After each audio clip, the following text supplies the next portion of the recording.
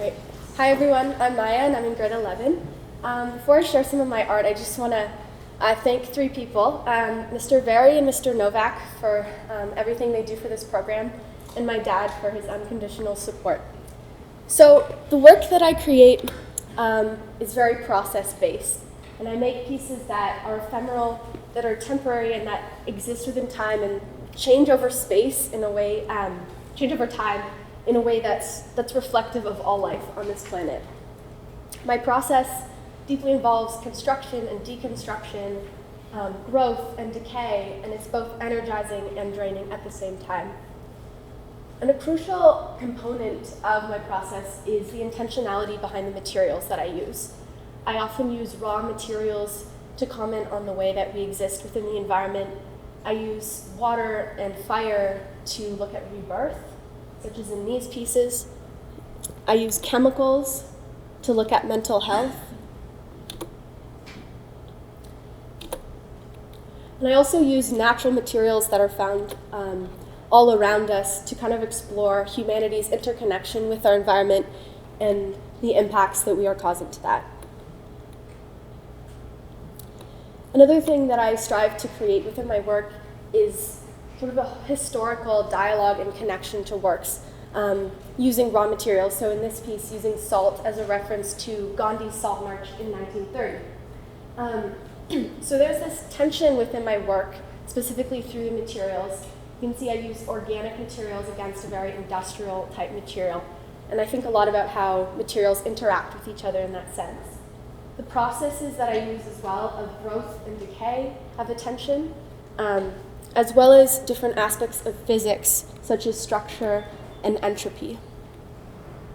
And what I've come to realize is that this tension not only exists in the environment around us and in the universe, but it exists within myself and is reflective of my identity as a mixed race person.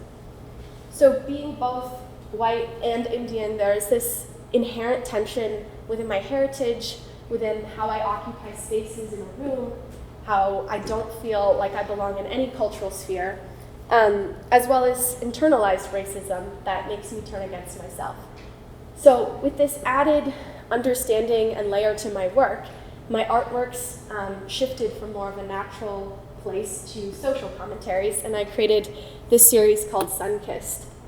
And this was Polaroids documenting spaces where I felt I could connect to my Asian heritage the most, and I bleached them through a natural process to mimic the way that I allowed the white part of my identity to take over. In this process of bleaching is also in reference to skin bleaching that's mainly done in South Asia and Africa as a way to conform to colonial systems and ideals. So I was referencing that in these works, as well as looking at my own privileges because of my proximity to whiteness as someone who is mixed race. So this work was really confrontational and necessary for me. And while I was creating it, I read a book called Minor Feelings by Asian American author Cathy Park Hong.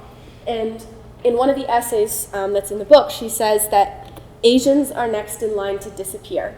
So for me, this quote hit really hard because that's essentially what was happening within myself. I was letting the Asian part of my identity disappear within myself. So with this quote, I kind of came to the realization that my work was creating a space for the Asian part of myself to take up space and to kind of create an openness in this way. So sort of tying this new series, Sinkist, back to my previous work about natural systems, came to the realization that both of them are in flux. As much as the environment goes through stages of growth and decay, so do systems and identities. So I began to question the social systems we live in, specifically in relation to beauty and value, and I created this series called Beautifully Brown. So I want to ask a question: how do the systems that we grow up in impact our identities and shape our self-perceptions and our self-love? And this is one of the questions that I've been sort of incorporating into my current art practice. And I think asking questions that we as a society don't have answers to, or we as individuals don't have answers to yet, kind of causes this level of discomfort and disruption, and I think we need to lean into that in order to grow, in order to change. And the same way that scientists ask questions about the universe through different scientific methods, I'm essentially doing the same thing in my art. The artwork that I create, at the root of it, asks questions, challenges, and learns about the world around us. I ask questions about the colonial art world that we live in and how art is supposed to function. I ask questions about human imprints on the environment, such as in these scans. And I also ask questions about the systems we live in, both human-constructed and natural. So essentially, my work is a meeting place of questions and research and reflection in hopes to kind of create this bridge between myself and the audience to spark discussions and to kind of create a perspective shift. And the physical pieces that I have at the end of this process are really more of like a residue or a byproduct of questioning the world around us. And the physical pieces that I do end up with, they themselves are not confined to specific art fields, and they don't fit within specific boxes. I blend the line between what is a sculpture and what is a photograph, and really play with this in how my work functions. I create sculptures that I physically lose within the processes of natural decay in order to gain an image. And before I end, I just want to leave with this one last thought. Just like these works are not one thing, my identity is not either.